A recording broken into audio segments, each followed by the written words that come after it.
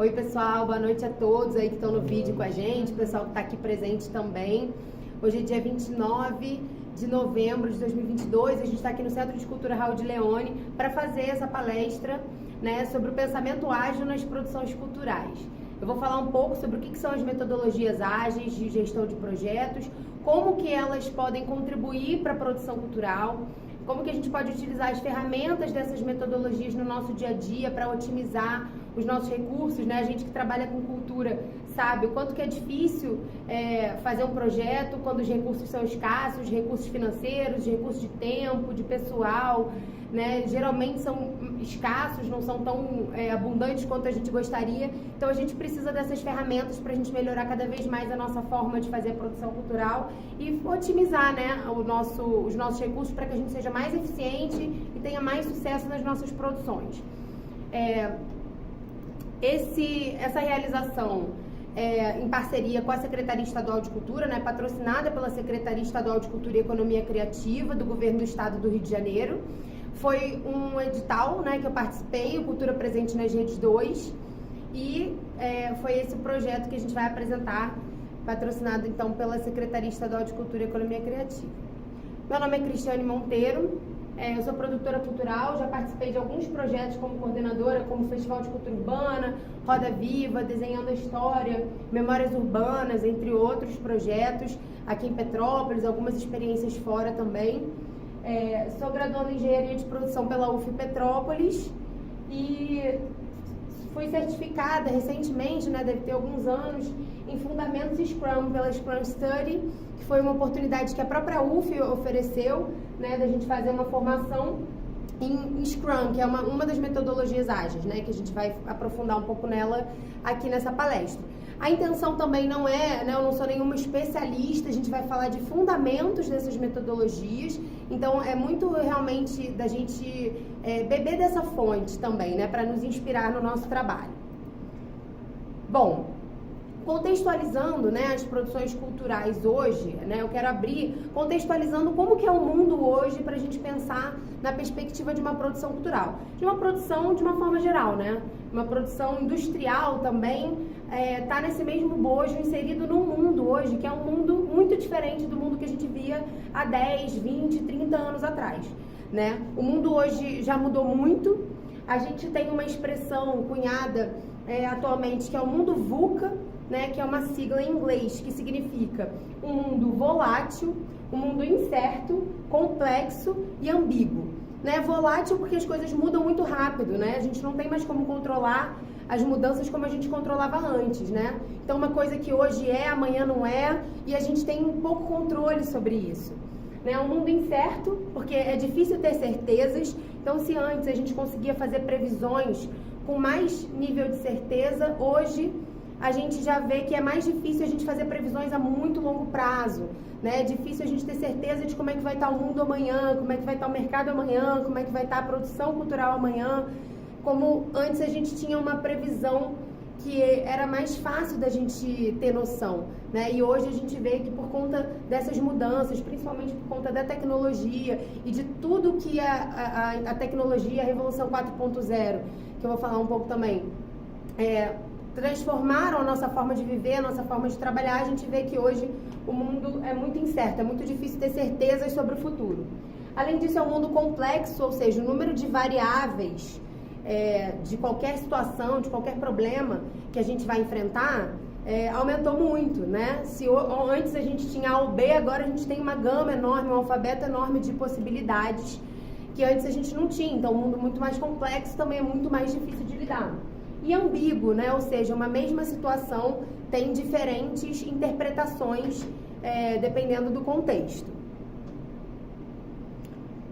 Bom, e a gente tem, né, o que faz com que o mundo seja agora dessa forma, né? Esse mundo VUCA? Principalmente a Revolução 4.0, ou chamada de Quarta Revolução Industrial, que é o advento da tecnologia, o avanço rápido da tecnologia, né, que está mudando radicalmente a nossa forma de viver. Não é à toa que eu estou aqui falando com as pessoas presencialmente, falando com as pessoas no vídeo, com toda uma paramentação aqui que antes, há algum tempo atrás, seria muito difícil de conseguir e hoje é muito fácil, né? Então a gente pode citar, por exemplo, outras outros aspectos da Revolução 4.0 que estão impactando demais o mundo, principalmente o mundo do trabalho, que é a inteligência artificial, por exemplo, né? Hoje, vários aplicativos que a gente utiliza se utilizam da inteligência artificial. Então, se a gente está usando um aplicativo de reprodução de música, esse aplicativo, por exemplo, ele já consegue fazer uma leitura sobre quais são nossas preferências, né? Tudo isso é inteligência artificial. A gente tem Big Data, que são grandes, enormes bancos de dados, né? E que com essas informações, né, as pessoas podem extrair informações valiosíssimas sobre um grupo de pessoas. Então a gente tem os Big Data e como que as empresas podem se utilizar desse enorme número de dados que a gente produz hoje em dia. Machine Learning, né? Ou seja, as máquinas que aprendem. Recentemente a gente viu na mídia, né, um caso bem impressionante de um aplicativo, né, um software que desenvolveram que era capaz de ler as suas conversas de redes sociais e interpretar o seu jeito de falar, o seu jeito de se colocar, o que você responderia em determinada situação, né? E aí as pessoas poderiam até conversar com pessoas que já morreram, porque a máquina aprendia o jeito da pessoa, né? Não é que elas poderiam conversar, mas era esse o sentido, né? De fazer com que a máquina fosse tão especialista em aprender com aquelas informações que ela tinha, que depois ela pudesse reproduzir um comportamento, né, daquela personalidade. Ou seja, hoje os estudos estão muito avançados nesse sentido e isso com certeza vai continuar impactando aí por um bom tempo a nossa vida, o mundo do trabalho e como que a gente faz tudo, né? Como que a gente faz inclusive a produção cultural. Metaverso, né? Metaverso também hoje já é uma realidade. O metaverso ainda não é algo que vai substituir a nossa vida presencial, né? Mas ele já é um ambiente virtual que as pessoas compartilham experiências que podem ser tão impactantes como uma experiência da vida real, né? Por exemplo, recentemente eu fiquei sabendo de um amigo que faz uma batalha de MC no mundo virtual, ou seja, ele conecta pessoas que podem estar em diferentes lugares do mundo para uma batalha de rima, né, dentro do ambiente virtual, e isso tem dado certo, tem sido uma experiência muito interessante, e como diversas outras, né, esse é só um exemplo de como que a tecnologia vai estar impactando e vai continuar impactando a nossa vida.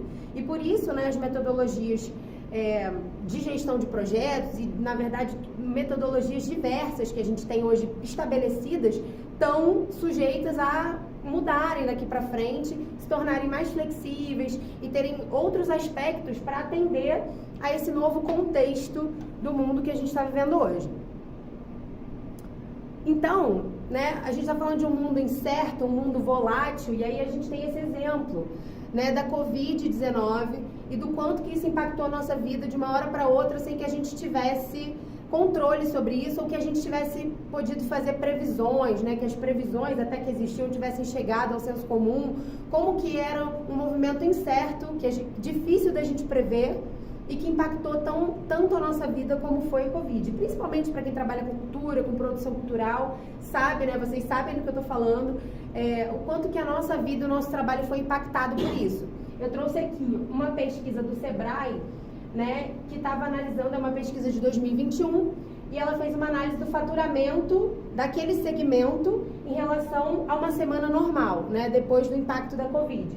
E ali, mas entre os primeiros está o setor da economia criativa, que foi um dos mais impactados. Então, ele está ali nos mais afetados, na área vermelha, na informação da área vermelha como os setores mais afetados.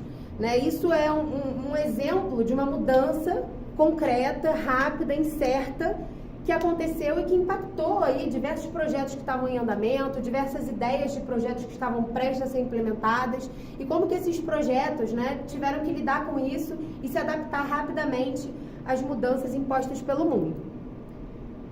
Ainda falando nessa perspectiva da contextualização, né, se a gente for fazer um panorama, assim, só para pegar alguns exemplos de coisas que podem impactar muito a vida de um projeto cultural, a gente está falando, então, em âmbito mundial, a Covid, né, pegou o mundo inteiro desprevenido e o mundo inteiro teve que se adaptar, e a cultura também teve que se adaptar no mundo inteiro, né, vir para as telas, vir para o ambiente virtual, para a gente continuar se conectando e continuar o nosso fazer artístico. A nível nacional, a gente pode citar, por exemplo, em 2016, foi antes da Covid, mas foi uma mudança que impactou muito o setor cultural, que foi a extinção do MINC.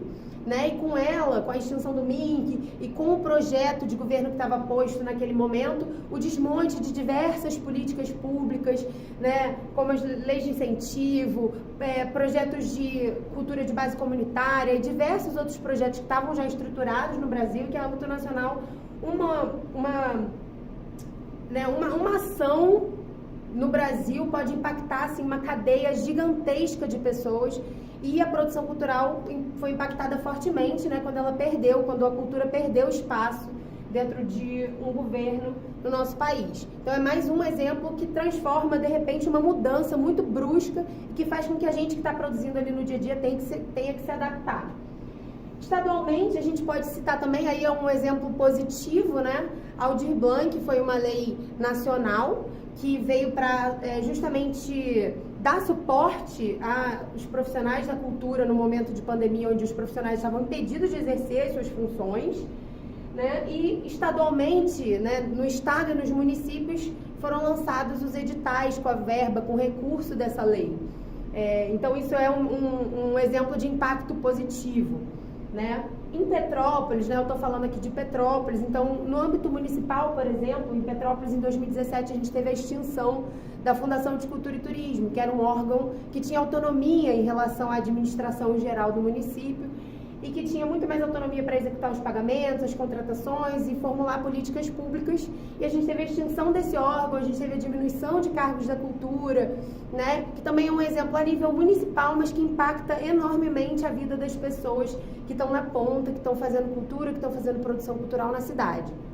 Então, são só exemplos de como que hoje está difícil fazer previsões e a gente está tendo que o tempo todo se adaptar a mudanças. E eu não poderia deixar de falar, né, falando de cultura, dessa experiência da Lei Aldir Blanc. Né? Não tem muito a ver com o tema especificamente, né, de metodologia de gestão, mas a gente precisa também falar sobre esse mecanismo, essa política pública que foi tão disruptiva no nosso país. Né?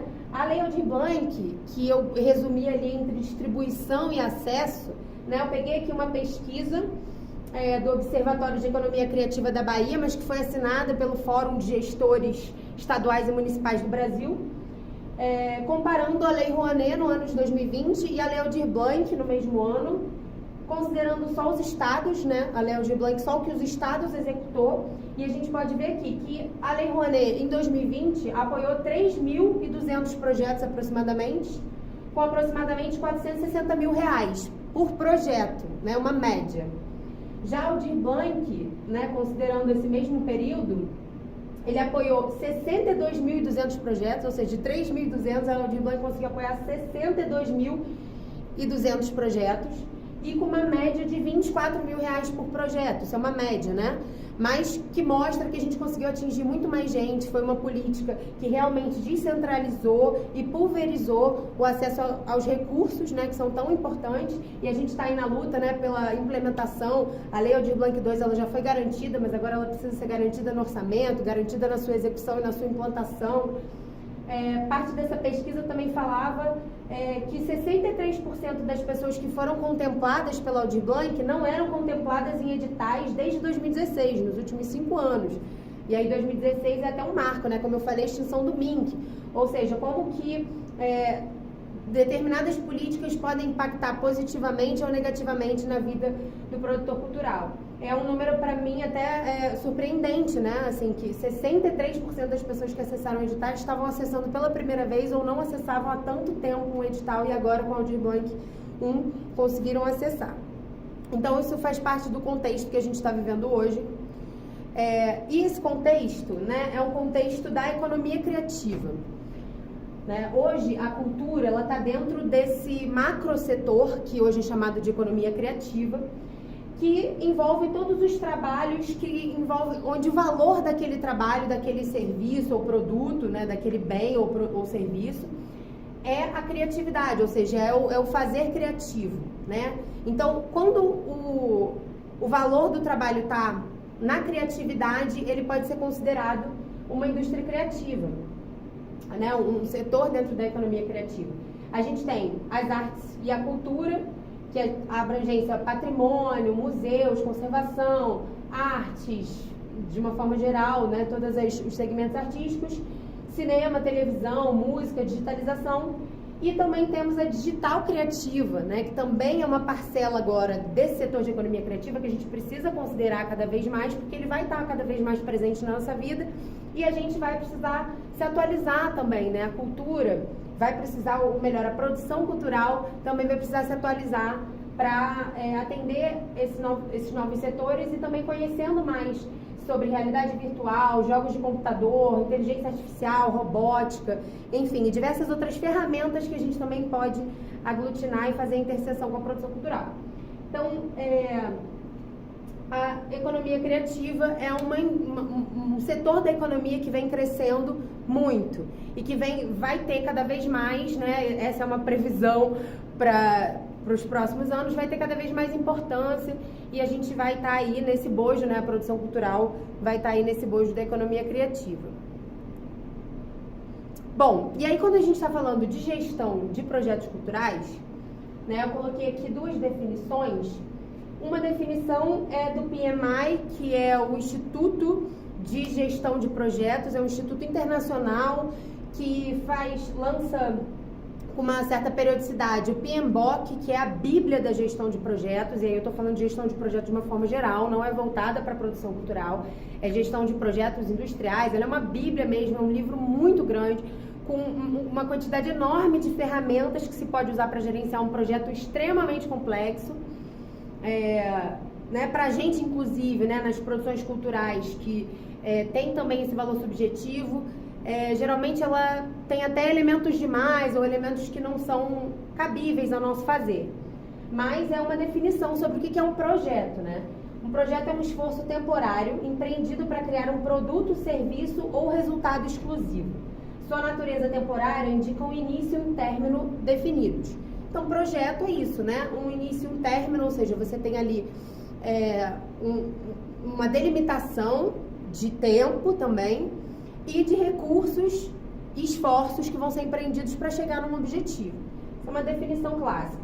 E eu trouxe uma definição também do Célio Turino, onde ele fala: a cultura é o resultado da fusão entre tempo e espaço. Eu acho legal porque ele usa esses dois aspectos, tempo e espaço, que muitas vezes são vistas só na perspectiva econômica, né? E pra gente que trabalha com cultura sabe que não é, né? O tempo e o espaço, a importância desses recursos além do fator financeiro, né? Quando compartilhamos nossas tradições, nossas histórias, nossa memória, vamos produzindo a cultura. Então são duas visões, né, do que pode ser o projeto cultural.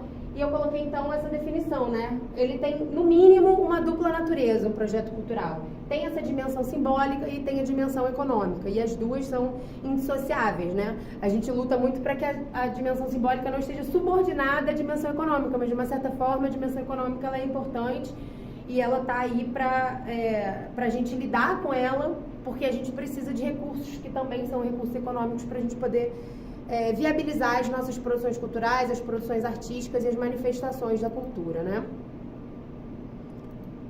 Opa, peraí, deixa eu voltar aqui que eu passei. Aqui eu volto. Então, a gestão de projetos, o modelo tradicional é esse modelo cascata, né? Por que ele é chamado de modelo cascata? Porque uma etapa vem em seguida da outra e uma etapa só inicia quando a outra termina.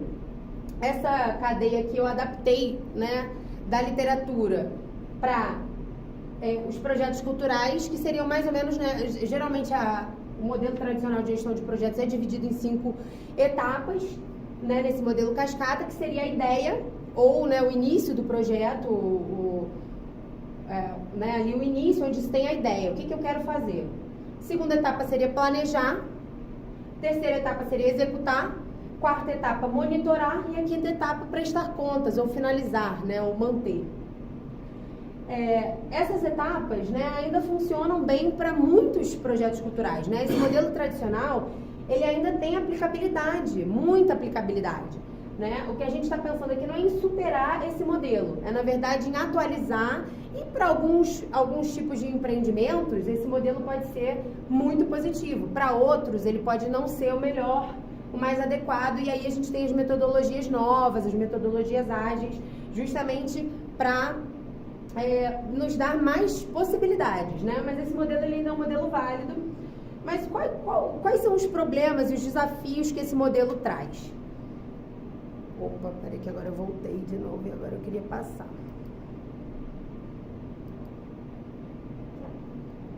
Esse modelo traz alguns desafios, ele tem alguns pontos fracos, né?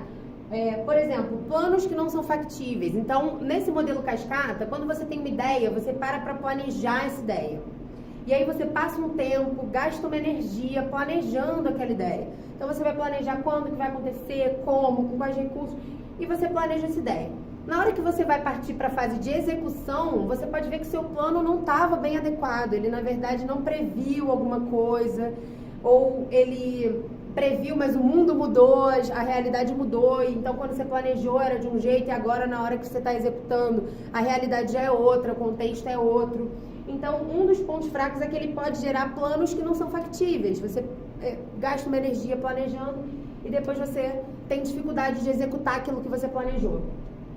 Pouca flexibilidade, ou seja, se a gente está falando de um mundo que muda cada vez mais rápido, cada vez mais, né? Se a gente tem uma gestão tradicional, ela tem pouco espaço para flexibilidade, ou seja, para a gente mudar as coisas que a gente tinha pensado antes. Retrabalho, ou seja, quando você faz um plano que você tem que alterar, ou que você tem que mudar a rota no meio do caminho, está sujeito você tem que refazer alguma atividade que você já tinha feito antes, isso gerar um retrabalho, gerar, né, um maior gasto dos seus recursos.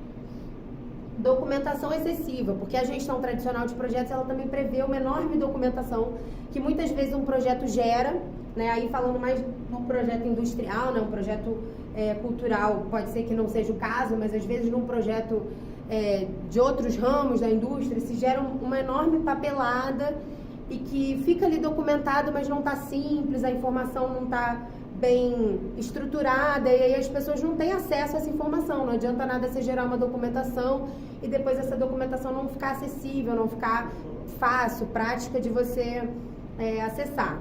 Então, muitas vezes essa documentação é excessiva. E aí, por conta desses problemas que surgiram metodologias diferentes desse modelo tradicional, que não vem nesse modelo de cascata. Aqui a gente tem uma anedota que eu já vi em diversas palestras falando de metodologias ágeis de projetos, porque é uma anedota que mostra um pouco da realidade, né, de um projeto, aqui falando da área de software, né, porque como eu vou falar um pouquinho mais à frente, essas metodologias ágeis nasceram da indústria de software. Então, como o cliente explicou, como o líder do projeto entendeu, como o analista projetou, como o programador construiu, como o consultor de negócios descreveu, como o projeto foi documentado, quais funcionalidades foram instaladas, como o cliente foi cobrado, como foi mantido e o que o cliente realmente queria. Essa anedota exemplifica, né, esse desafio que é você captar a ideia de alguém, pode ser sua, pode ser de algum cliente, de alguma outra pessoa, captar uma ideia, você conseguir planejar todas as atividades que são necessárias para executar, você conseguir os recursos necessários para executar, você executar de fato e você entregar aquilo que aquela pessoa tinha realmente pensado. Existe aí esse gap, né?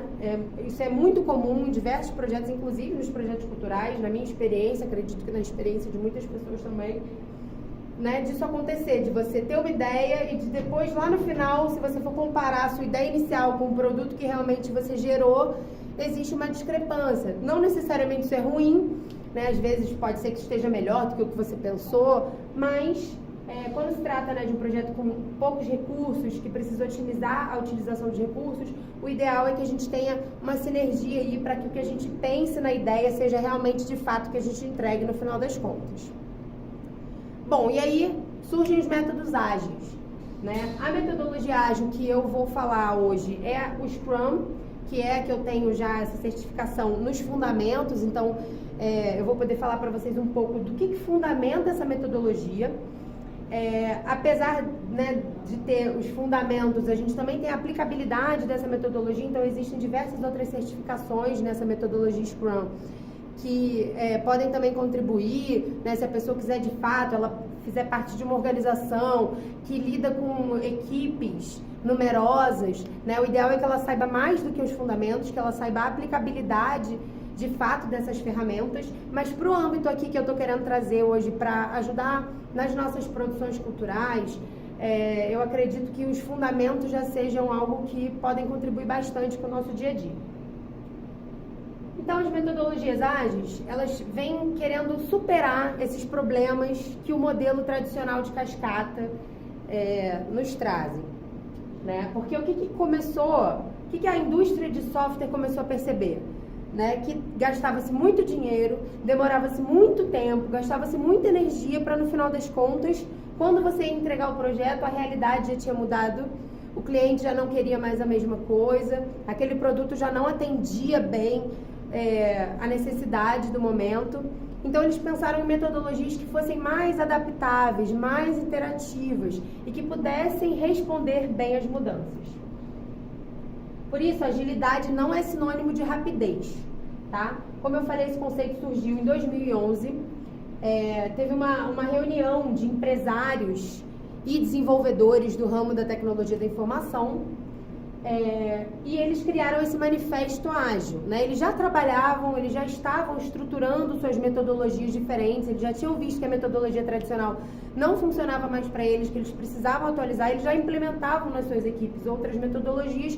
Em 2011, na verdade, eles resolveram consolidar isso como um movimento que tinha conceitos, valores, princípios para nortear a gestão de projetos de uma forma geral, muito voltada para a indústria de software, tá? Hoje em dia ela ainda é majoritariamente usada na indústria de TI, mas que outros ramos da indústria já vêm vendo o valor dessas metodologias ágeis e implementando também em outros ramos de negócio. Por isso que eu estou propondo também da gente trazer alguns fundamentos e algumas ferramentas para a produção cultural, porque eu, quando estudei, identifiquei que, dentre as metodologias que eu tinha estudado, o PMBOK, por exemplo, como eu citei, e a complexidade daquele instrumento, né, quando eu vi a metodologia ágil, eu pensei, eu acho que isso tem mais funcionabilidade, mais usabilidade no ramo da produção cultural e pode ser muito interessante para a gente. Então, a agilidade não é rapidez, porque a rapidez ela importa, né? O tempo ele tem um custo. Mas a gente não está falando só de rapidez, pode ser um projeto longo e que é ágil. Porque, na verdade, a agilidade tem a ver com a capacidade de responder às mudanças, né? Então, você ter flexibilidade, interatividade, ou seja, que as partes interessadas no seu projeto estejam sempre interagindo, de forma que qualquer mudança no meio do caminho possa ser rapidamente, facilmente absorvida pela equipe, absorvida pelo projeto, sem que isso vire um problema na vida das pessoas, né? E tem a ver também com entrega de valor, né? Estava ali nesse slide, com entrega de valor, porque a metodologia ágil, ela propõe isso, que a gente entregue valor antes, e não que a gente deixe a cereja do bolo sempre para o final, né? Mas que a gente vai entregando valor ao longo do projeto e não só na finalização. Então, esse movimento de empresários e desenvolvedores gerou um manifesto ágil. Esse manifesto tem esses 4 valores, que são assim, a base da metodologia precisa funcionar considerando esses valores. Esses valores são os indivíduos e suas interações acima dos procedimentos e ferramentas, ou seja, as metodologias ágeis elas têm essa característica de valorizar o ser humano e o que eles têm para entregar dentro do processo.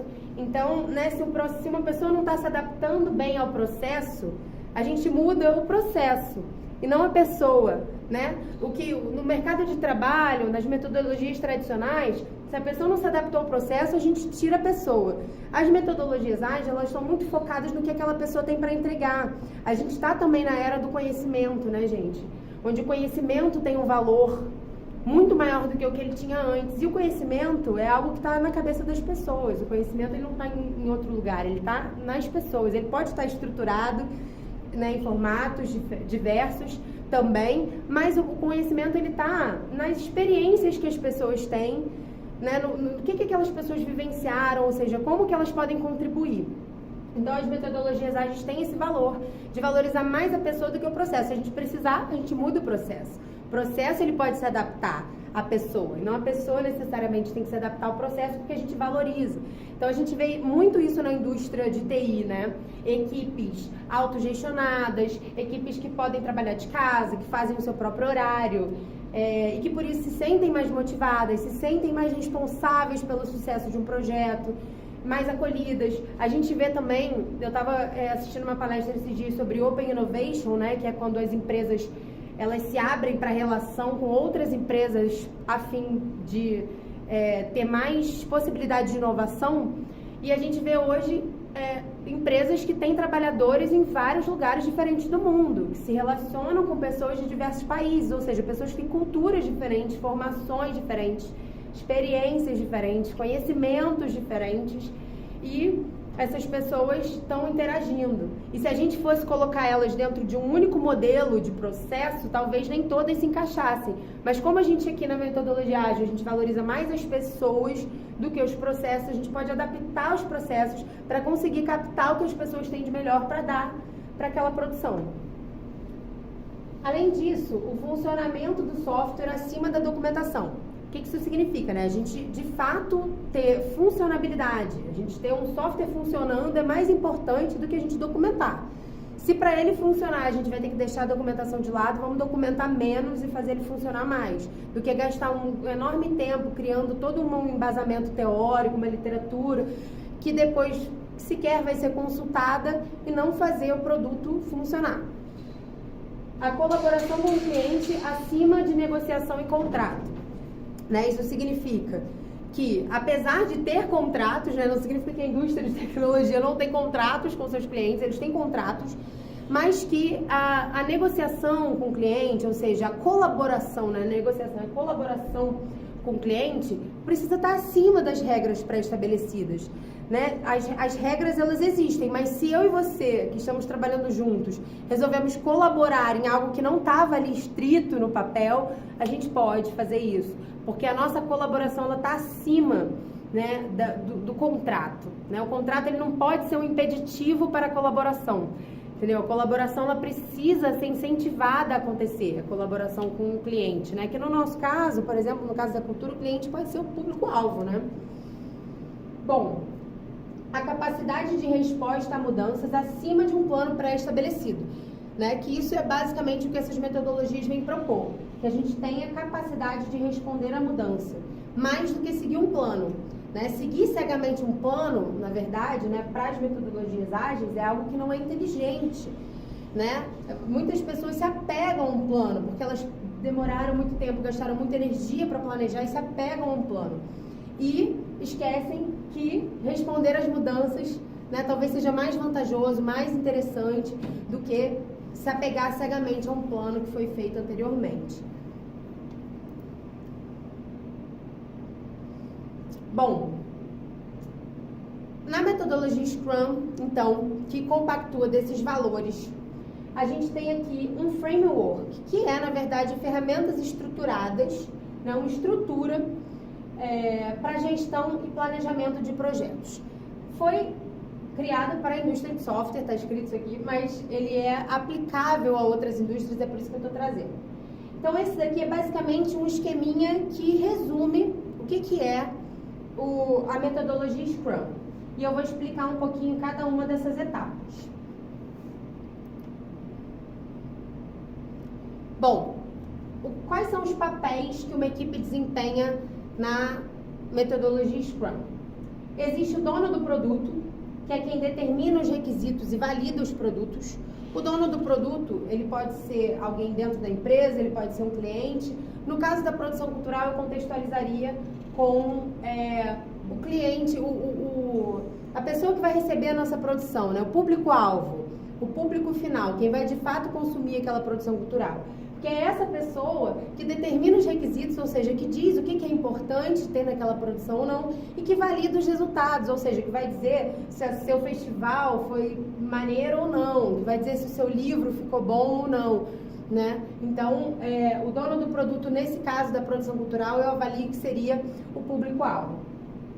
O Scrum Master, tem esse nome, né? Poderia ser o coordenador do projeto. Ele é responsável por conduzir as reuniões e resolver os impedimentos apontados pelo time.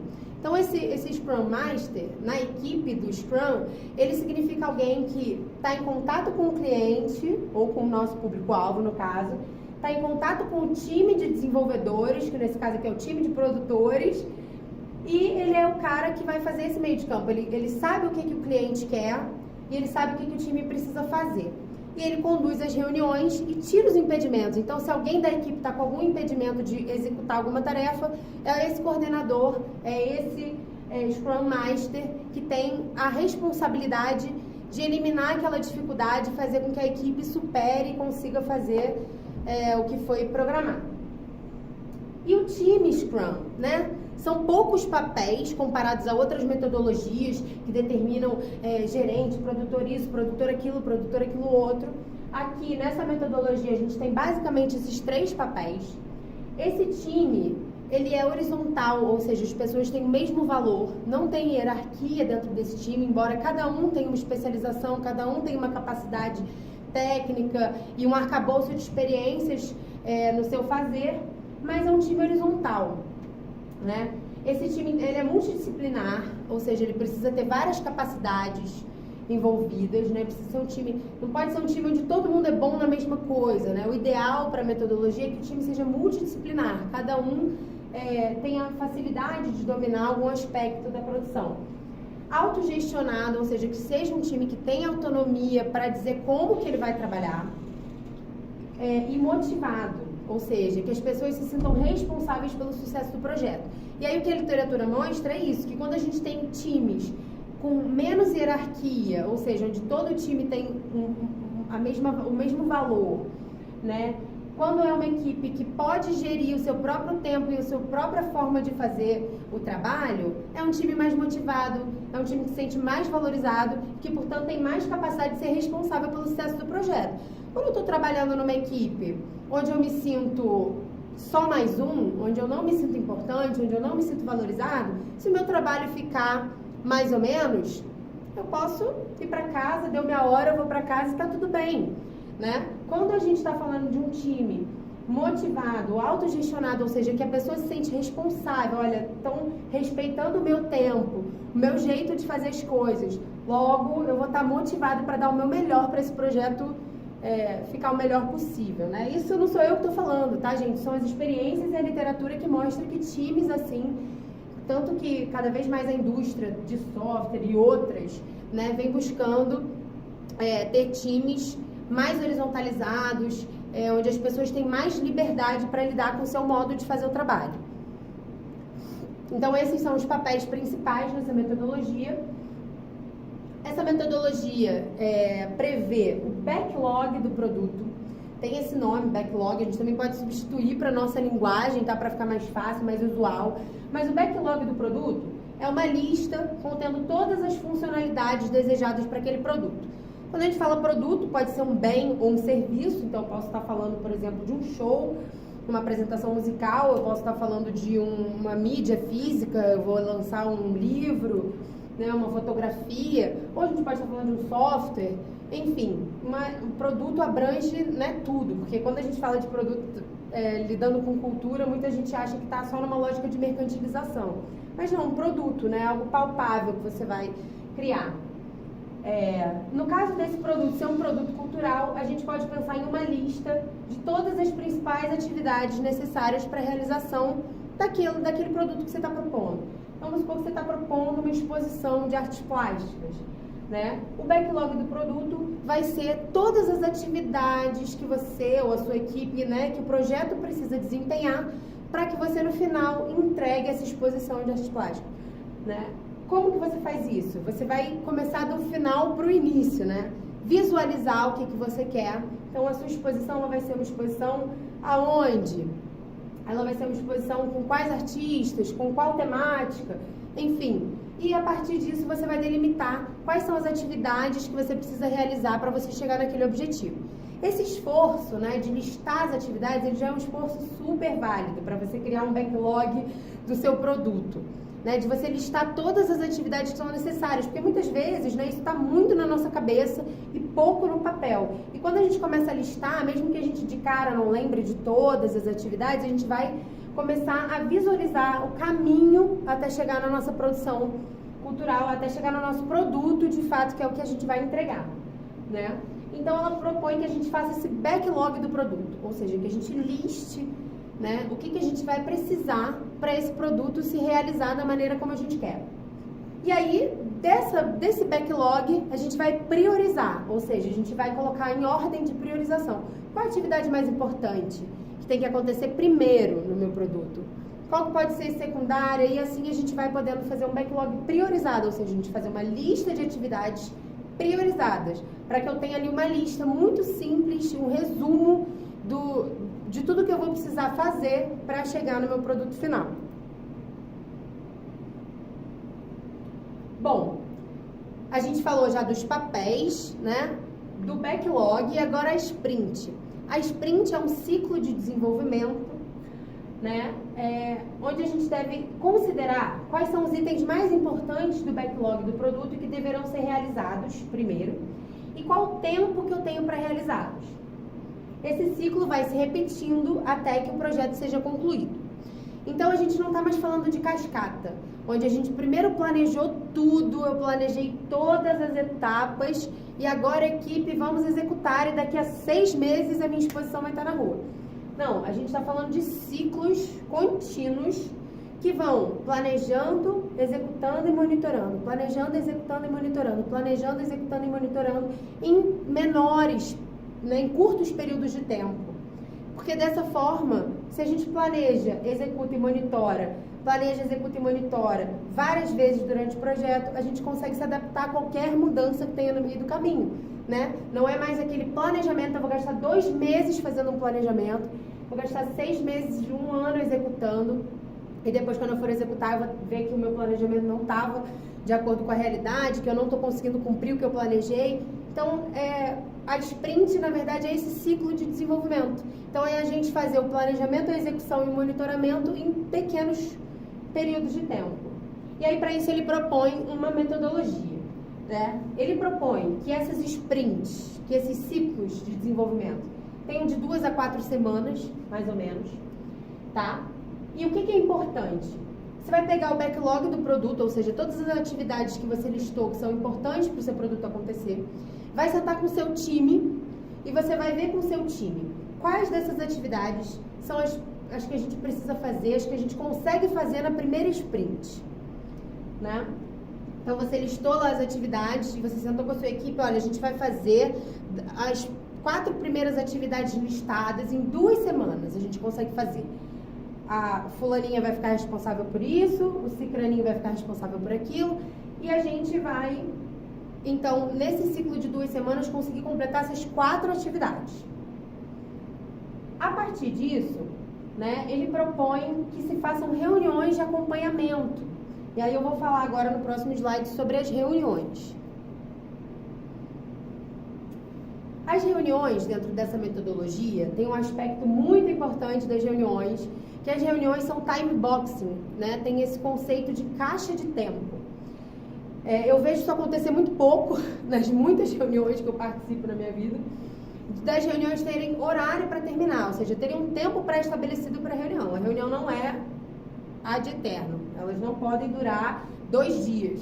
Elas têm uma caixa de tempo, ou seja, a equipe vai se acostumando ao longo da implementação dessa metodologia a ser menos prolixa, ser mais, como se diz, quando a pessoa vai direto ao ponto, né, para que a reunião realmente seja produtiva. Ela propõe 4 reuniões por sprint, tá? Uma reunião é a reunião de planejamento da sprint. Essa reunião, ela propõe que para um sprint de 2 a 4 semanas, você faça uma reunião de 2 a 4 horas. Então, você vai sentar, você está pensando num sprint de 2 semanas, você vai sentar com a sua equipe por 2 horas para planejar a sprint. Então, como que você vai desempenhar essa tarefa? O que você precisa de ferramenta para desempenhar essa atividade? Quem vai fazer qual atividade? É esse tempo mesmo que a gente demora para fazer essa atividade? São 2 semanas, ou é melhor a gente botar 3 para a gente cumprir? Então, nessa reunião de planejamento, você vai planejar aquele curto período de tempo para fazer aqueles itens do backlog que você decidiu que você vai fazer primeiro. Tudo isso você decide com a equipe na reunião de planejamento. A partir do momento, fizemos a reunião maravilhosa, saímos daqui com as atividades que a gente tem que realizar em 2 semanas, cada um da equipe sabe o que precisa fazer. A partir disso, ele propõe um segundo tipo de reunião, que é o Daily Scrum, ou seja, as reuniões diárias, que também eu já encontrei na literatura com o nome de reunião em pé, porque são reuniões rápidas, reuniões de 15 minutos, onde as pessoas vão dizer, olha, ontem eu fiz isso, hoje eu pretendo fazer aquilo, ontem eu encontrei essa dificuldade, eu não consegui falar com o fornecedor porque o número que você me passou não estava correto e eu não tenho outro número. Então, assim, é onde naquela reunião a pessoa vai só falar pontualmente do que ela fez no dia e do que ela vai fazer, então, naquele dia seguinte. Essas reuniões diárias, né, eu penso também, a gente pode adaptar, né, isso aqui são inspirações para o nosso dia a dia, essas reuniões diárias podem ser de 2 em 2 dias, né, o que você sentir que na sua equipe é necessário para acompanhamento, mas elas são importantes, porque o papel lá do Scrum Master, que seria o coordenador do nosso projeto cultural aqui no caso, ele tem essa responsabilidade de resolver os impedimentos. Então, alguém da sua equipe não conseguiu realizar alguma atividade por algum motivo, o coordenador tem a responsabilidade, então, de saber dessa demanda, antes de acabar o nosso tempo do nosso ciclo de desenvolvimento. Então, essas reuniões de acompanhamento, elas são muito importantes.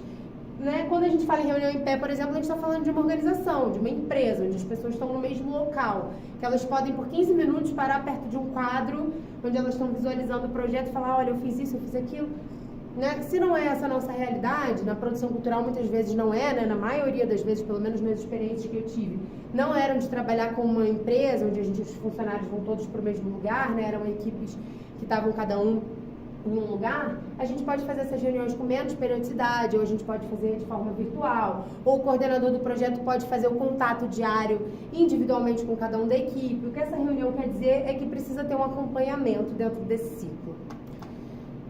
Depois, as outras 2 reuniões do ciclo são no final, quando o ciclo está terminando, né? Ou melhor, quando ele já terminou. Quando ele já terminou, eles propõem 2 reuniões. Uma reunião de revisão da sprint, onde a equipe vai sentar também por mais ou menos 2 a 4 horas e ver o que do que a gente se comprometeu a gente conseguiu entregar, o que a gente conseguiu fazer, o que a gente não conseguiu fazer, né? O que ficou pendente, o que a gente tem que deixar. Olha, a gente elencou aqui 4 atividades que a gente tinha que fazer. A gente tinha que contratar os fornecedores, a gente tinha que criar a identidade visual e a gente tinha que entrar em contato com a mídia local. Vamos supor, né? Estou aqui chutando porque eu não pensei em nada estruturado para dar exemplo aqui nesse caso. Mas a gente pensou em fazer essas 3 atividades. Olha, a gente não conseguiu fazer porque, enfim, essa reunião de revisão da sprint é para a gente avaliar o que conseguimos e o que não conseguimos fazer. E a retrospectiva seria a gente fazer uma retrospectiva da equipe, quais foram os pontos fortes, quais foram os pontos fracos, aonde a gente está errando, onde a gente está acertando, onde a equipe pode melhorar. Né? Como eu falei, a gente não precisa ser estrito, a gente não precisa fazer 8 horas de reunião depois de 2 semanas de trabalho, mas a gente pensar nessa metodologia, estruturar o nosso trabalho dentro desse ciclo, a gente pode pensar, não, eu vou usar 1 hora para fazer a revisão e vou usar meia hora para a gente fazer uma retrospectiva e a gente falar de como que a equipe está lidando com o trabalho e a gente poder todo mundo expor a nossa opinião e ajustar melhor o nosso trabalho. Então, é uma metodologia, né, que propõe, dentro desse ciclo de desenvolvimento, 4 tipos de reunião. E aí, a gente, é basicamente isso que a metodologia Scrum propõe, né? A gente teve uma ideia, a gente tem um dono do produto, ou seja, a pessoa que é responsável por dizer pra gente quais são os requisitos, o que é importante ter nesse produto, então, o nosso público-alvo, o que o nosso público-alvo quer. Quando a gente sabe isso, né, a gente faz uma lista, um backlog do produto, ou seja, uma lista de tudo que eu preciso realizar para que o meu produto chegue naquele objetivo, para que eu consiga atingir o meu objetivo, tudo que eu preciso realizar. Desse backlog eu vou fazer um planejamento do meu primeiro ciclo. Fiz o planejamento, decidi qual tempo que vai ter esse meu primeiro ciclo, quais são as atividades que vão ser realizadas nesse meu primeiro ciclo. Eu vou ter o ciclo, né? Aí vão estar passando aqui nessa volta é quando passa as 2 a 4 semanas. E aqui é a reunião diária, ou seja, todo dia você vai controlar um pouquinho, você vai saber um pouquinho o que a sua equipe está fazendo. E aqui Passou-se as 2 a 4 semanas, nós temos as 2 reuniões de revisão e retrospectiva daquele ciclo. E esse ciclo vai se repetindo, até que você entregue tudo que você tem para entregar no seu projeto, ou seja, que você execute todas as atividades do seu projeto. Por que esse modelo é mais interativo, né? Para mim pode parecer óbvio, mas às vezes para pessoas que não estão acostumadas com essa metodologia não é tão óbvio. Mas quando você faz, né, esse planejamento ao longo do processo, ou seja, você não vai fazer, por exemplo, uma avaliação só quando o seu produto já estiver finalizado. Você vai fazer uma avaliação da sua equipe ao longo dos ciclos de desenvolvimento. Então, você vai, ao longo do desenvolvimento do seu projeto, vamos supor que seu projeto seja um projeto longo, um projeto de 1 ano. Lá no final, você vai ter uma culminância, né? E você precisa que de 4, 5, 10 pessoas trabalhem durante aquele tempo para que aquele projeto aconteça. Você não vai fazer um planejamento, uma execução e depois monitorar, depois saber se deu certo. Né? Você vai, ao longo do processo, ajustando através desses ciclos de desenvolvimento. Faz sentido? Estou achando que faz sentido? É uma metodologia que propõe isso, que a gente se adapte mais fácil às mudanças. Essa é a metodologia Scrum, tá, gente? Existem outras, muitas outras, que tem outras ferramentas, tá? Essa foi a que eu mais estudei, a que eu achei mais fácil, mais simples de entender. Não é tão simples de aplicar, né? A gente sabe, principalmente quando você trabalha numa empresa mesmo, né? Onde a forma de fazer já está muito estruturada, é muito difícil você implementar mudanças, né? Mas vale a pena porque a gente está se preparando para essas mudanças que vão continuar ocorrendo no mundo, que a gente vai continuar tendo que lidar com elas. E para que os nossos projetos também cheguem no melhor resultado possível, né? Que a gente consiga com que a nossa equipe entregue o seu melhor. Então, quando a gente está falando de projetos, principalmente projetos um pouco maiores, um pouco mais complexos, né? A gente pode se utilizar dessas ferramentas para otimizar o nosso trabalho. Bom, então agora eu vou falar rapidamente, né? Tem só mais um pouquinho aqui de teoria, sobre outras ferramentas que eu conheci também a partir da engenharia de produção.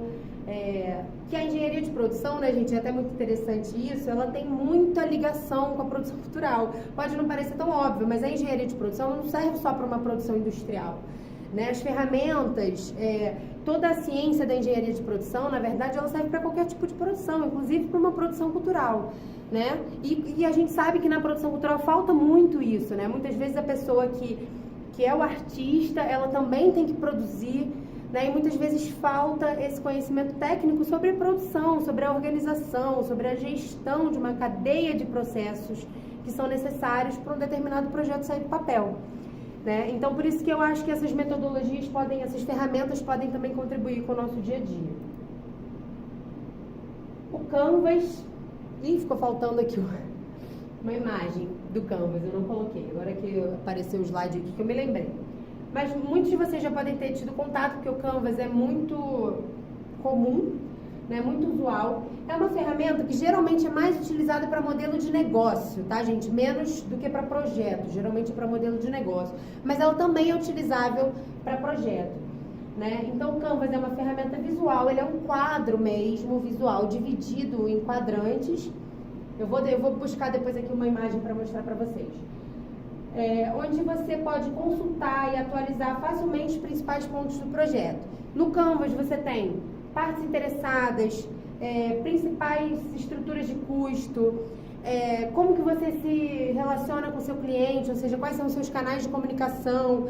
É um quadro visual onde você lista os principais aspectos. Né? E esse Canvas ele pode ser atualizado, mas ele pode também ficar na parede da sua sala, da sua equipe, né? Para que todos visualizem e todos dominem e saibam quais são os principais aspectos de um projeto. Esse Canvas ele tem também um método para ser preenchido, né? Geralmente se começa por um lado, termina pelo outro. O Sebrae ele tem um software, eu vou falar um pouco mais na frente, ele tem um software para você fazer Canvas, tá, gente? O Sebrae tem curso de Canvas. Eu acho que também nem é para tanto, né? Porque a produção cultural pode beber do Canvas. Eu acho que ele é bastante intuitivo. Esse software do Sebrae você consegue alimentar. Ele tem até um passo a passo de como que você preenche. super fácil de você preencher o canvas do seu projeto para você ter lá um quadro com os principais aspectos do seu projeto de forma bem visual. Além do Canvas, a gente tem essa metodologia, que é uma ferramenta da gestão da qualidade, mas que é uma ferramenta muito fácil da gente utilizar, porque nada mais é do que um checklist de 7 perguntas. E essa ferramenta é uma ferramenta que a gente pode usar quando a gente está escrevendo um projeto para um edital. A gente pode usar quando a gente teve uma primeira ideia e a gente está ainda nem pensando como é que a gente vai tirá-la do papel, mas a gente já pode usar. É uma ferramenta que nos ajuda a não esquecer de nada do que é necessário a gente prever para a gente poder fazer um projeto, qualquer projeto, inclusive um projeto cultural. É a metodologia 5W2H, tem esse nome 5W2H porque são 7 perguntas, em inglês são 5 começando com W, 2 começando com H. As perguntas são where, onde, what, o que, why, por quê, who, quem, when, quando, são os 5 Ws. E os 2 Hs, how much, ou seja, quanto custa, e how, como.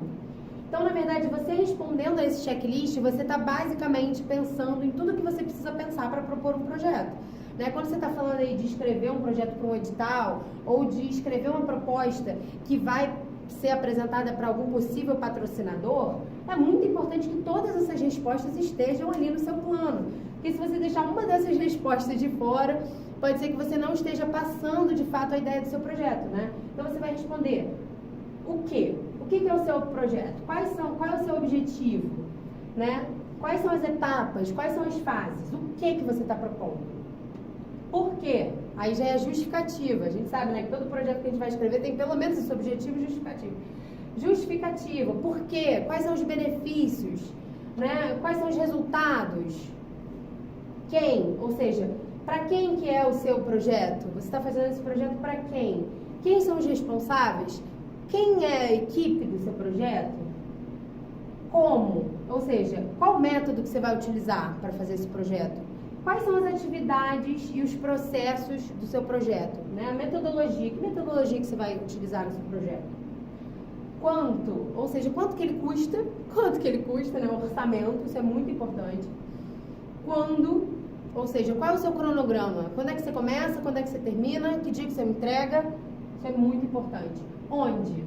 Onde que ele vai acontecer? Local, área, contexto, né? Esse diagrama é ótimo, inclusive. Contexto. Então, você respondendo essas perguntas, você está basicamente respondendo assim, uma boa parte, né? Se não tudo, do que alguém precisa saber sobre o seu projeto para patrocinar, para aprovar, para pontuar o seu projeto. Você respondendo essas 7 perguntas, basicamente você está dando todas as informações necessárias. Opa. Estrutura analítica de projeto. A estrutura analítica de projeto é uma ferramenta de gerenciamento de escopo.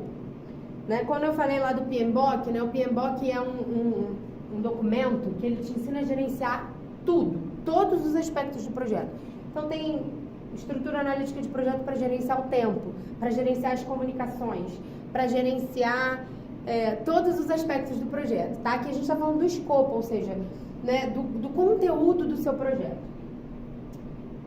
Ela se chama estrutura analítica de projeto justamente porque ela também é um diagrama visual, tá? Todos esses a gente está trabalhando com diagramas visuais, porque isso é muito importante, tá? A questão da gente tirar a ideia, né, para um diagrama, ou seja, para um esquema visual, onde as pessoas, onde você mesmo, né, não as pessoas, às vezes você mesmo bata o olho e você identifique, né, os aspectos do seu projeto. E você, nessa estrutura, você coloca as etapas que vão ser executadas, né?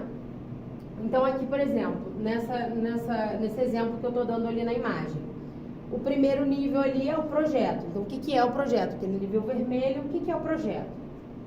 O nível 2 são as entregas desse projeto. Então o meu projeto é um projeto de formação e eu vou entregar uma oficina e uma vivência, cada uma com um profissional diferente. E isso vai gerar, no final, um encontro dos participantes da oficina, da vivência. Estou aqui viajando, tá, gente? Inventando aqui uma proposta. Então, eu vou ter ali a entrega 1, a entrega 2 e a entrega 3 no nível 2. Né? Tá ali até com outra cor, porque é para ser um diagrama bem visual. No nível 3, você vai ter, né, a entrega dentro da entrega, ou seja, o que é preciso fazer para essa entrega acontecer. E assim você pode destrinchar as atividades, como a gente falou de destrinchar um backlog, ou seja, atividades necessárias para a sua entrega acontecer. Nessa estrutura analítica de projeto, você também vai destrinchar ali no seu nível estratégico e operacional tudo o que você precisa fazer para o seu projeto acontecer. Né? Isso daqui também é um bom mapa quando você coloca ele dessa maneira, porque você consegue visualizar. Eu já fiz estrutura analítica de projeto algumas vezes, dividindo em pré-produção, produção e pós-produção. Né? E ali embaixo, ali na parte amarelinha, todas as atividades que tinham que ser realizadas em cada uma das etapas do projeto. E eu vou falar também de softwares que ajudam a fazer esses esquemas, tá, gente? Softwares hoje em dia que a gente tem gratuitos e que são muito fáceis de você fazer um diagrama desse, tá? Não é mais um bicho de 7 cabeças, você não precisa ficar no Paint, nem em outros lugares. Hoje em dia os softwares são muito intuitivos para você fazer rapidamente um diagrama desse. Outra ferramenta é o mapa mental, né? Que pode ser feito no modelo tradicional, no papel, para quem tem essa habilidade. É ótimo porque o mapa mental ele tem a característica de explicar conceitos complexos, né, de forma mais simples e objetiva. Então, coloquei aqui esse exemplo, né, onde você traz um conceito principal, conceitos secundários e ainda alguma informação, alguma explicação sobre esses conceitos. Muitos de vocês já devem ter visto isso, né? Mas a utilização disso, principalmente eu acho que se tratando de projeto cultural, vem justamente disso, da gente não perder quais são os conceitos. A gente pode, por exemplo, botar os valores do nosso projeto dentro de um mapa mental, até atividades mesmo, né? Mas ele é um mapa que tem mais aplicabilidade para quando você está falando de conceitos, né? Para que isso fique também de uma forma visual, de fácil acesso e facilmente para todo mundo que vai ter que lidar com aquele projeto saber bem aonde estão a complexidade do que você pensou, ou seja, da sua produção, quanto que ela é complexa a nível conceitual e você conseguir colocar ela de forma detalhada e objetiva para que todo mundo que está trabalhando com o seu projeto entenda qual é o conceito do seu projeto. Hoje em dia a gente também tem softwares que fazem isso com maior facilidade. Outra ferramenta é o gráfico de Gantt. O gráfico de Gantt nada mais é do que um gráfico de barras que mostra o tempo das atividades, das tarefas, né? Então você tem informações das atividades do projeto dispostas em uma linha de tempo. Para cada tarefa é atribuída uma barra com comprimento proporcional. Então, nesse exemplo aqui, tarefa 1, 2, 3, 4, 5. A tarefa 1, ela tem essa duração, a 2 tem essa duração. O gráfico de Gantt, ele tem esse nome, porque teve essa pessoa que foi o Gantt, que nomeou esse gráfico, porque ele é muito utilizado na indústria, tá? Ele é muito utilizado na indústria de produções diversas, no sentido de que fica de forma muito visual o tempo do seu projeto. Então aqui, por exemplo, a gente pode ver que a tarefa 3 ela é a tarefa mais longa do projeto. Então, como eu coloquei ela num gráfico, eu pude perceber, né? Aqui num projeto com pouquinhas tarefas, gente, pode parecer bem fácil de você visualizar. Mas imagina se o seu projeto tem 1 ano de duração e você tem inúmeras tarefas, né? Se você colocar isso numa planilha de Excel com a data de início e a data de término, talvez você consiga lidar bem com isso. Mas quando você coloca isso num gráfico, talvez você consiga visualizar informações que são muito importantes para você gerenciar o seu tempo. E a gente sabe que o tempo é um dos recursos mais importantes que a gente tem dentro de um projeto, né? Então você consegue, com esse gráfico de Gantt, visualizar bem quais são as tarefas que demoram mais, quais as tarefas que têm menor duração, como você vai lidar com elas. A gente tem também, né, formas muito fáceis de gerar esse gráfico. Hoje em dia você não precisa ser um grande conhecedor de gráficos, de Excel, tá? É muito simples gerar esse gráfico através dos softwares que a gente tem hoje. E pode ser também, gente, essas ferramentas, eu também acho elas úteis, né, para quando a gente vai apresentar um projeto. Quando a gente vai apresentar para um edital, muitas vezes não é possível que a gente anexe, que a gente coloque esse tipo de ferramenta, mas às vezes é possível, tá? Já tive algumas experiências e achei que isso contou ponto. né? Eu saber fazer um gráfico de barras, por exemplo, para falar sobre os tempos das atividades do meu projeto, meu cronograma. Mas ela também é útil quando a gente vai apresentar para algum patrocinador, né? Se você vai apresentar o seu projeto para algum patrocinador, você pode mandar um projeto de 40 páginas. E você pode correr o risco de que as pessoas que vão avaliar não estão prestando atenção suficiente, não tiveram o tempo para ler, a energia para ler o seu projeto inteiro. Enfim, muitas coisas passam batido. Essas ferramentas que têm uma diagramação visual, elas são muito boas para quando você vai fazer uma apresentação para um patrocinador, né? Porque você vai botar um diagrama ao invés de um texto, e quando você estiver falando sobre as suas atividades, a pessoa que está recebendo ali, ela vai estar visualizando junto com você. Então, eu acho muito útil essas ferramentas quando a gente quer apresentar um projeto para algum patrocinador. E também demonstra, né, a nossa capacidade de ser profissional, de utilizar as ferramentas que a gente tem hoje em dia para realmente garantir uma produção mais profissional. Bom, e agora já finalizando, eu vou falar um pouco dos softwares, que hoje em dia são softwares gratuitos, que estão aí à nossa disposição. A maioria deles tem versões pagas também, que apresentam mais funcionalidades, né? Mas que muitas vezes só vale a pena você pagar se realmente você usar muito. Mas para uma utilização pontual, com equipes menores, a versão gratuita desses aplicativos são muito boas. O Sebrae, como eu falei, o Sebrae Canvas, ele é muito prático. Deixa eu ver se eu consigo abrir aqui, porque aí a gente... Não consegui. Deixa eu voltar aqui. Porque eu tinha botado um link neles, né? Deixa eu ver como é que é, se eu consigo pegar aqui no mouse.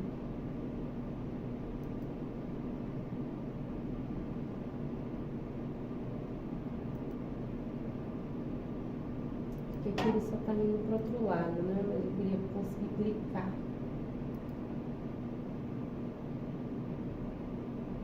Bom,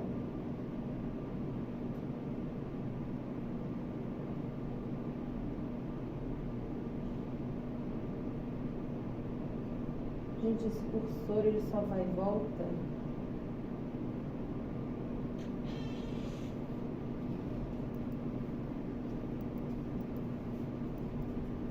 Não estou conseguindo abrir o link. Ele está indo para o próximo slide, porque aqui eu tinha colocado um link não, o Trello foi, só do Canvas mesmo que não foi. Peraí, deixa eu voltar para a apresentação. Cadê a apresentação?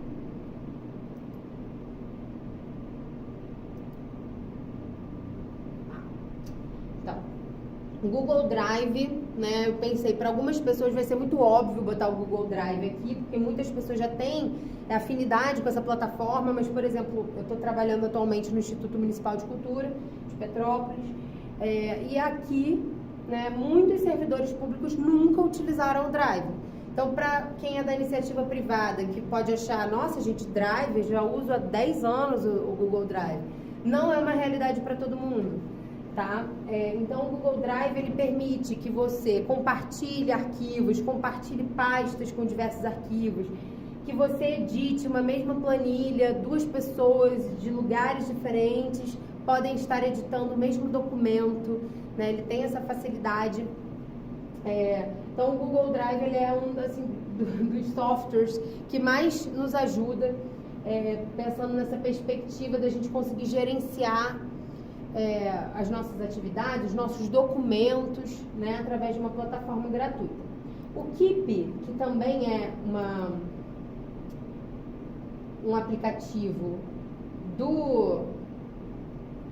que faz parte desse pacote Office do Google, né? Ele é muito legal porque você pode fazer notas. O Keep, ele também tem aplicativo para celular, então você pode abrir ele no navegador, ele fica salvo no seu login, ou seja, de qualquer computador que você abra, você vai ter as suas informações e você pode criar listas, tá vendo? Como, por exemplo, essa lista aqui é a lista de um projeto da qual eu fui responsável, e aqui tinha algumas tarefas que a gente deveria fazer. Isso aqui é só um exemplo, tá, gente? Esse projeto já até passou. Se bem que essas tarefas ainda estão bem atuais. E a gente...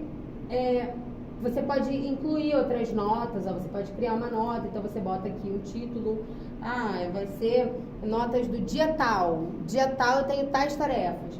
Você pode colocar por dia, você pode colocar por projeto, então você vai fazer uma lista de um projeto. Você pode fazer uma lista de compras, você pode fazer uma lista de coisas que você quer fazer na vida, né? É um aplicativo para fazer listas. E essas listas, elas podem ser utilizadas com esses checkbox. Então, a partir do momento que você criou aqui uma lista com checkbox, você pode personalizar ela, botar de outra cor. Você pode adicionar pessoas nessa lista, ou seja, você pode convidar outras pessoas que têm também uma conta no Google para mexer nessa lista junto com você, editar essa lista junto com você, né? Você pode colocar lembrete dessa lista. E quando você marca um checkbox aqui, ó, você pode mudar de posição. Não, agora eu identifiquei que essa tarefa aqui é mais prioritária, eu vou deixar aqui. Eu coloquei uma como subtarefa da outra, ó. Pronto, tirei. Você pode botar uma como subtarefa da outra, tá vendo? De forma super intuitiva, você arrasta e volta de forma super intuitiva, super prática e fácil de usar. E quando você marca, foi concluída, ela sai daqui das tarefas principais, ela fica aqui dos itens concluídos. Então, você também não perde o seu histórico de itens concluídos. E fica aqui, ó, até uma data, a data da última edição, ou seja, como você tem isso para celular também, pode ser uma forma muito prática e fácil de gerenciar a lista de tarefas. Tá? Isso é um dos exemplos. Agora, voltando aqui, a gente tem também o Asana, o Trello e o Miro, que são 3 plataformas que têm basicamente a mesma utilização. Elas são plataformas também colaborativas, ou seja, você pode gerenciar os projetos em equipe e você pode ali escrever todos os projetos que você tiver, todas as tarefas, você pode fazer por workflow, ou seja, você pode criar uma lista de feitos a fazer em fazendo, e você vai passando a tarefa de uma coluna para outra. São aplicativos que vale a pena vocês conhecerem, porque eles são muito intuitivos. Deixa eu abrir aqui o Asana, deixa eu ver se você consegue, pra gente visualizar.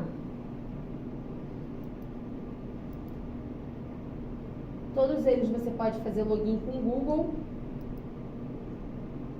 que também facilita, né?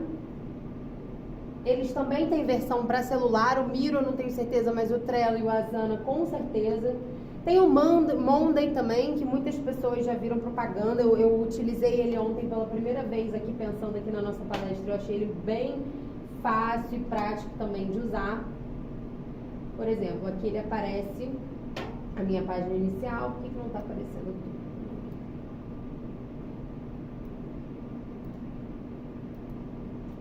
Tá vendo? Os meus projetos estão aqui do lado, ó, eu já coloquei vários projetos aqui, posso criar outros.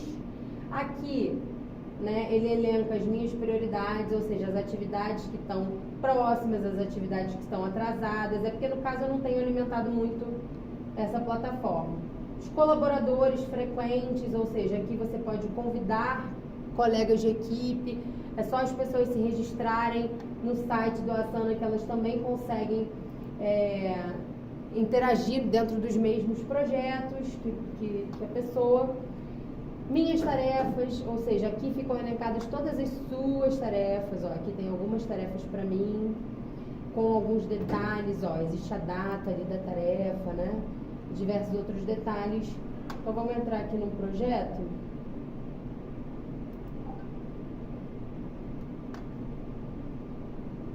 Por exemplo, nesse projeto aqui, visão geral. Aqui você pode botar cada um com uma função, tá vendo, no seu projeto.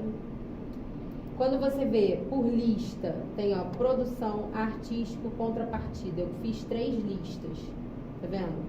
Em cada lista eu posso botar quantas atividades eu quiser.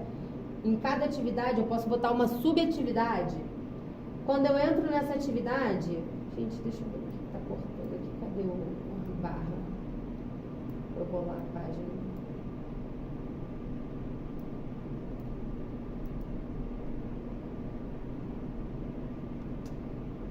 Gente, a projeção tá cortando aqui, eu não tô sabendo como que eu vou. Bom, no computador ele mostra tudo, né? Então, quando eu abro a tarefa, ela aparece aqui do lado, eu posso marcar ela como concluída, eu posso adicionar um responsável, eu posso adicionar uma data de conclusão, eu posso adicionar um comentário, eu posso adicionar colaboradores, ou seja, você vai cadastrar um projeto. Dentro desse projeto você pode cadastrar listas, então a minha lista pode ser comunicação, artístico, produção, eu posso separar por equipes, se eu quiser. Ou eu posso separar por feito, em progresso, a fazer três listas. Ou eu posso fazer uma lista de primeira semana, segunda semana, terceira semana, quarta semana. Você cria essas listas e você dá o nome que elas quiserem. Dentro dessas listas, você vai colocar as suas atividades. Então, atividade tal. Então, aqui dentro dessa minha lista aqui, que era a lista produção, tinha enviar contatos e informações para o Vini. Era uma das atividades. Uma das atividades era enviar contatos e informações para o Vini. Então, eu posso botar aqui um responsável, vamos supor, tem aqui a Mariana está trabalhando comigo. Eu vou lá no responsável, essa tarefa é da Mariana, atribuo a ela, coloco o e-mail dela e ela vai receber uma notificação dizendo: Cristiane, gerente do projeto, atribuiu uma tarefa a você para ser concluída até o dia 2 de dezembro, vamos supor. Então, ela vai receber essa comunicação. Nessa tarefa eu posso ter escrito um comentário, então eu escrevi aqui para ela a descrição. Você tem que enviar os contatos dos fornecedores para o Vini da empresa tal. E aí a Mariana vai lá, vai ver, tem uma tarefa para mim, eu tenho que fazer até o dia 2, as informações estão aqui, terminei, bota concluída. Não terminou, ele vai ficar ali como atrasada. Enfim, gente, eu não vou conseguir me aprofundar muito aqui no uso dessa plataforma. A implementação dessa plataforma também depende de uma energia da equipe, né? De aprender a lidar com uma plataforma nova. Mas ela é uma plataforma intuitiva, é uma plataforma fácil. Como ela, nós temos as outras aqui que eu citei. O Trello, o Miro. O Miro eu achei também super fácil. E no Miro, vamos abrir aqui o Miro, porque o Miro ele tem uma característica muito interessante. Ele é muito útil para a gente fazer aqueles diagramas que eu coloquei aqui anteriormente. Cadê o entrar?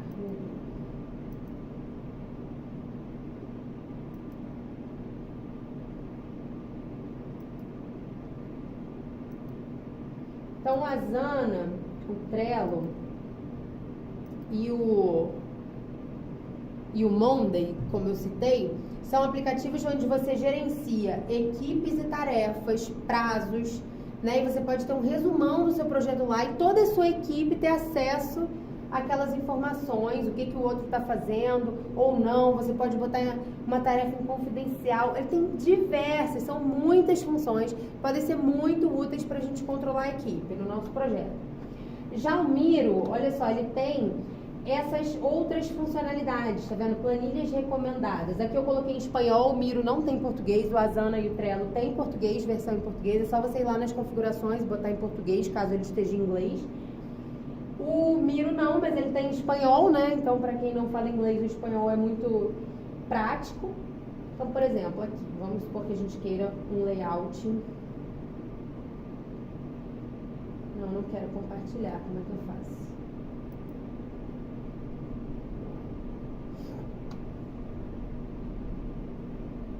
Ele vai te dar um tabuleiro em branco, já com algumas marcações aqui, ó, né? Onde você vai poder também ter um parâmetro aqui para criar uma bola, um quadrado ou diversos elementos que você precisa para fazer o mapa mental.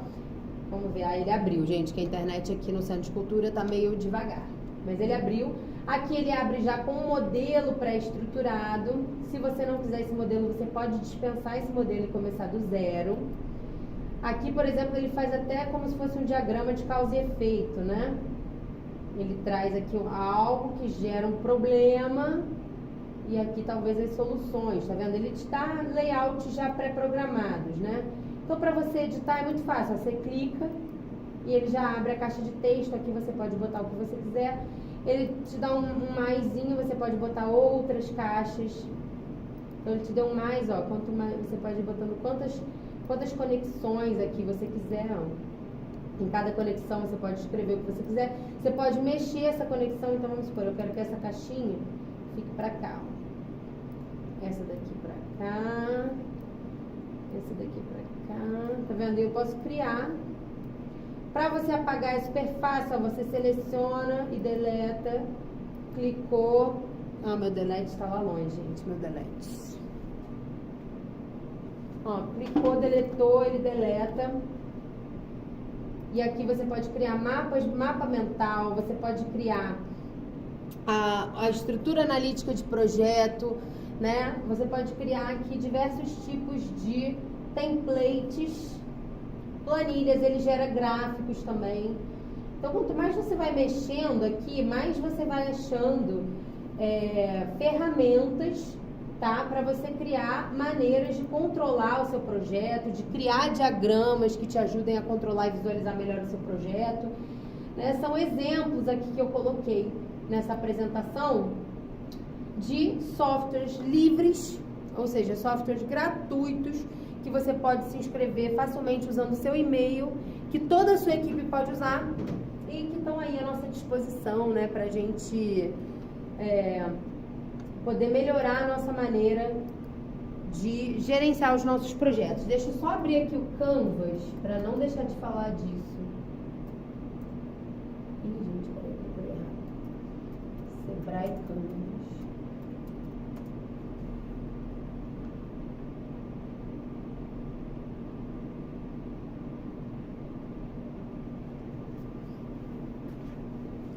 Porque, né, eu nem mostrei, eu não botei no slide o Canvas, então eu queria mostrar o Canvas, eu não sei se a internet aqui vai ajudar, porque como ele é um diagrama muito visual, colorido também, ele é meio pesadinho. Ontem eu estava tentando abrir esse site de casa, ele tem esse site do Sebrae Canvas, você além de criar os seus Canvas, você pode compartilhar eles pela plataforma mesmo, você pode baixar, né, e ficar com a imagem só para você, ou você pode compartilhar com a rede toda, você pode deixar lá disponível para as pessoas consultarem, você pode compartilhar só com alguns e-mails, e existem alguns Canvas que já ficam compartilhados aqui para você ver de exemplo, né, que também é legal, porque aí você vendo outros exemplos, você vai visualizando coisas que você pode colocar no seu modelo. Eu acho que vai ser difícil de abrir aqui, por causa da internet, mas, né, ó, o site está aqui, é canvasappssebrae.com.br, mas vocês viram que eu coloquei rapidamente no Google Sebrae Canvas e o primeiro link já era o link mesmo do site do Sebrae, onde ele te mostra, te ensina e te dá a possibilidade de você criar os seus próprios diagramas Canvas, tá? E aí você pode pesquisar lá diversos exemplos de Canvas que vão te inspirar também a fazer o Canvas do seu projeto.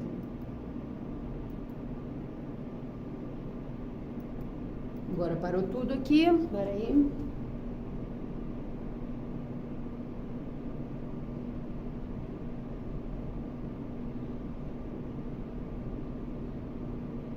Voltou? Voltou? Bom, gente, então esses são basicamente os softwares que eu queria apresentar. Ué, ele foi de novo, peraí. Agora é passar o slide. E ele está entrando no link. Agora sim. Bom, a aplicação. Agora seria o momento onde a gente poderia pensar junto na hipótese de um projeto cultural para testar essa aplicabilidade, mas eu vou deixar essa tarefa para vocês. Quando eu disponibilizar esse vídeo para as pessoas que estão aqui presenciais também, eu posso disponibilizar também um contato meu, para caso vocês queiram fazer alguma pergunta. Não garanto que todas eu saberei responder, mas sobre o que eu escrevi aqui, eu posso talvez esclarecer alguma coisa, ou também ajudar a pensar como que seriam aplicáveis ao seu projeto essas ferramentas que eu apresentei. Aqui em seguida eu coloquei as principais referências, não todas, porque esse estudo sobre as metodologias ágeis e a utilização em produção cultural já faço há bastante tempo, então foi basicamente as que eu usei para escrever o slide, tá? Tem aqui... Eu voltei, gente. As referências. Depois vocês podem também dar uma olhada, que tem alguns materiais bem interessantes aqui nas referências, né, como outras fontes sobre o que eu estou falando. E é isso. Eu queria muito agradecer a presença das pessoas que estão aqui. Queria também agradecer a presença das pessoas que vão estar assistindo esse vídeo. Vou disponibilizar então meu contato, se for possível também disponibilizar essa apresentação de slides para vocês. E eu espero que vocês tenham gostado, eu espero que seja útil para as nossas vidas, que essas ferramentas realmente nos ajudem a fazer com que a cultura tenha cada vez mais espaço, mais recursos, mais capacidade produtiva para a gente continuar inventando, para a gente continuar fazendo com que a dimensão simbólica do que a gente faça possa ter mais lastro e a gente possa fazer mais ainda dentro das nossas propostas, dentro dos nossos projetos, e que a gente se utilize dessas ferramentas para otimizar os nossos recursos. É isso aí, pessoal. Obrigada, valeu!